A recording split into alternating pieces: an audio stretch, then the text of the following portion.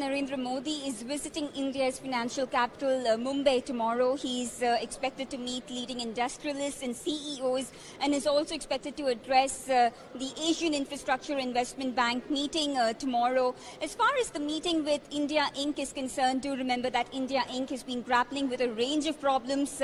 Key problem has been the low availability of credit, and after the increase in rates by 25 basis points, the availability of credit is something that has been a concern for not just corporates dealing in the manufacturing space, but overall corporates are dealing with this big blow, added with the fact that oil prices are on the boil and have significantly increased cost pressure for these companies. These are some of the factors that corporates want to discuss with Prime Minister Modi to ensure that the competitiveness of Indian companies continues to remain intact, given the macro challenges we are grappling with at this point. As for the Asian Infrastructure Investment Bank, do remember that India is the second largest shareholder in the bank.